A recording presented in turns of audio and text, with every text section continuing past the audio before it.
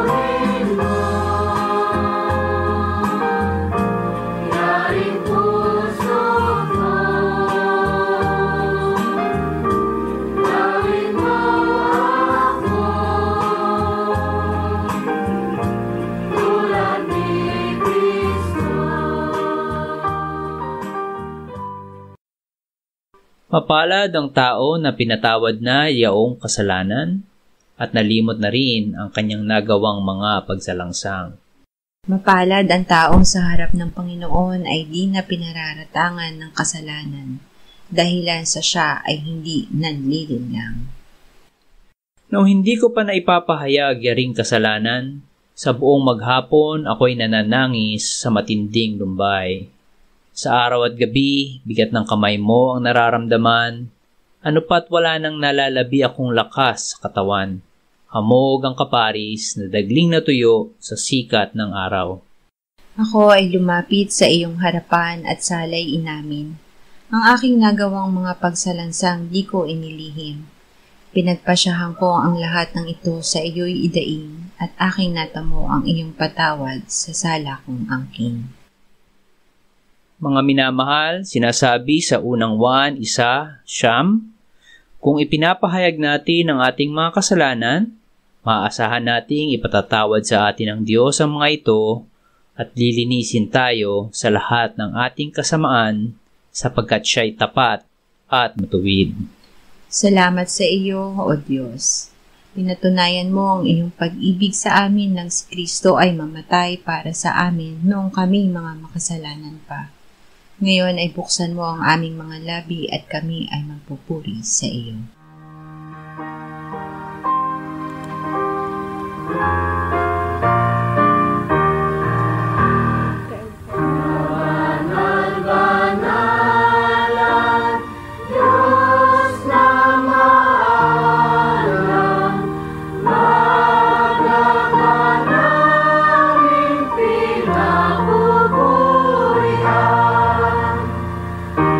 Isang pag-ibig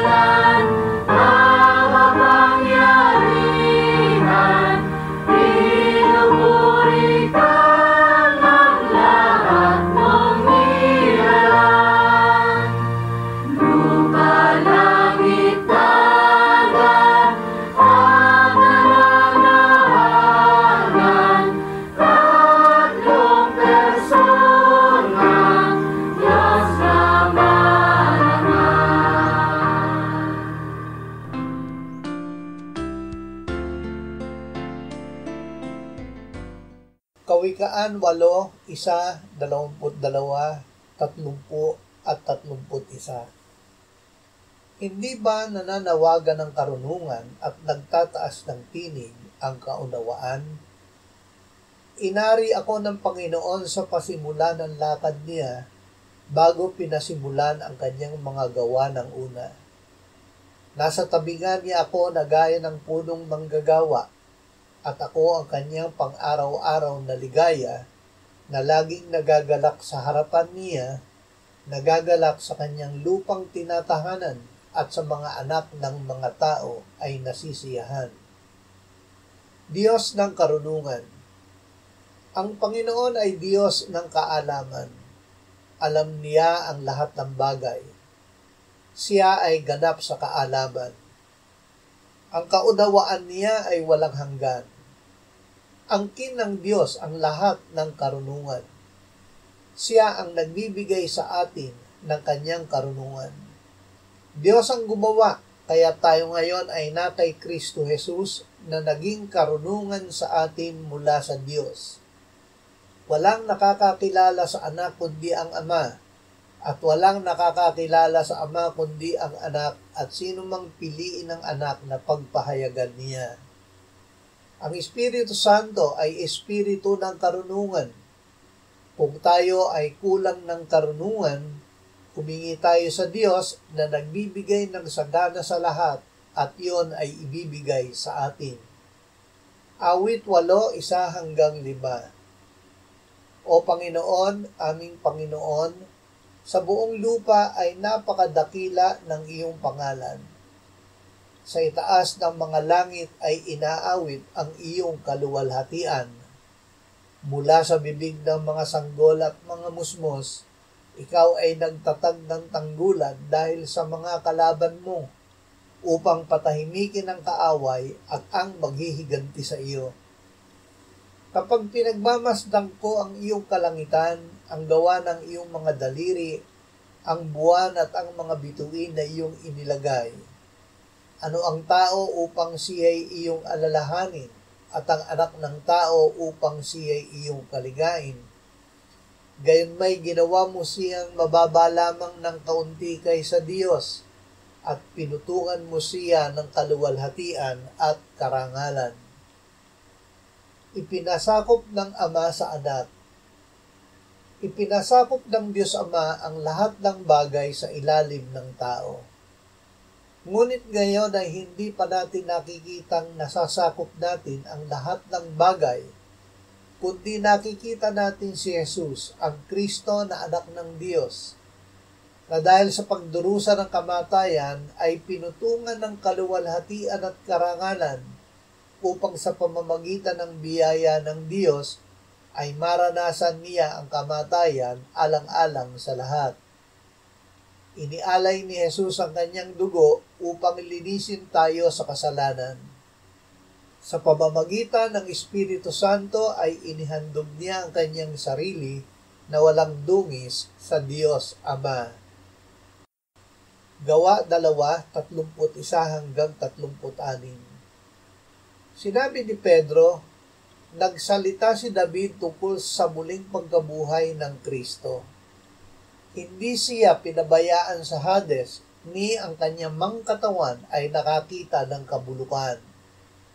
Ang Jesus na ito'y muling binuhay ng Diyos at tungkol dito'y mga saksi kaming lahat.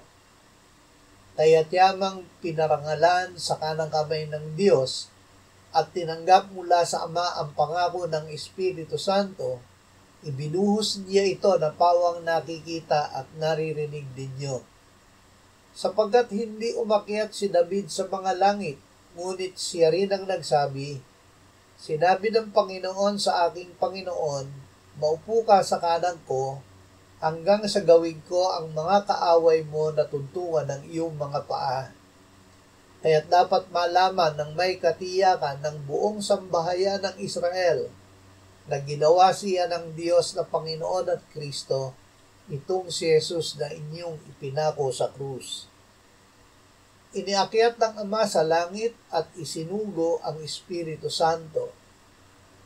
Si Jesus ang anak ng Diyos na nagkatawang tao. Siya ay namatay para sa ating mga kasalanan ayon sa kasulatan, inilibing at ng ikatlong araw ay binuhay na muli ayon sa kasulatan. Siya ay iniakyat at iniluklok ng Ama sa kanyang kanan sa langit. Mula roon ay isinugo niya ang Espiritu Santo na bumaba at pumuspos sa kanyang mga alagad. Sa pamamagitan ni Jesus ay ibinigay sa atin ng Ama ang Espiritu Santo. Ang Espiritu Santo ngayon ay nananahan sa atin. Juan 8:54 at 55. Sumagot si Jesus, "Kung niluluwalhati ko ang aking sarili, ang kaluwalhatian ko ay walang kabuluhan. Ang aking Ama ang siyang lumuluwalhati sa akin, na sinasabi ninyong siya'y inyong Diyos. Subalit hindi ninyo siya kilala, ngunit kilala ko siya. Kung aking sasabihin hindi ko siya kilala, ay magiging katulad ninyo ako na sinungaling. Subalit kilala ko siya at tinutupad ko ang kanyang salita." Ang Ama at ang Anak. Tinawag ng Panginoong Hesus ang Diyos na kanyang Ama. Sinabi niya sa Ama, "Ito ang buhay na walang hanggan, na ikaw ay makilala nila na iisang Diyos na tunay, at si Jesucristo na iyong sinugo. Niluwalhati kita sa lupa sa pagtatapos ko ng gawaing ibinigay mo sa akin. At ngayon, Ama, luwalhatiin mo ako sa iyong harapan, nang kaluwalhati ang aking tinaglay sa harapan mo, bago nagkaroon ng sanlibutan. Ipinahayag ko ang iyong pangalan sa mga taong ibinigay mo sa akin. Ngayon ay nalalaman nila ang lahat ng bagay na ibinigay mo sa akin mula sa iyo, sapagkat ang salitang ibinigay mo sa akin ay ibinigay ko sa kanila at kanilang tinanggap, at totoong nalaman na ako ay nagmula sa iyo at naniwala silang ikaw ang nagsugo sa akin. Niluwalhati ng Ama ang Anak. Ang Anak ay nagkatawang tao, nagpakababa sa kanyang sarili, at naging masunurin sa Ama hanggang sa kamatayan sa krus. Kaya't siya ay itinaas ng Ama at binigyan ng pangalang higit sa lahat ng pangalan, upang sa pangalan ni Jesus ay lumuhod ang bawat tuhod, sa langit at sa lupa at sa ilalim ng lupa, at ipahayag ng bawat dila na si Jesucristo ay Panginoon, sa ikaluluwalhati ng Diyos Ama. Mula sa Ama ay isinugo ng Panginoong Hesus ang Espiritu Santo. Niluluwalhati ng Espiritu Santo si Jesus, sapagkat ang ipinapahayag niya ay ang tinanggap niya kay Jesus.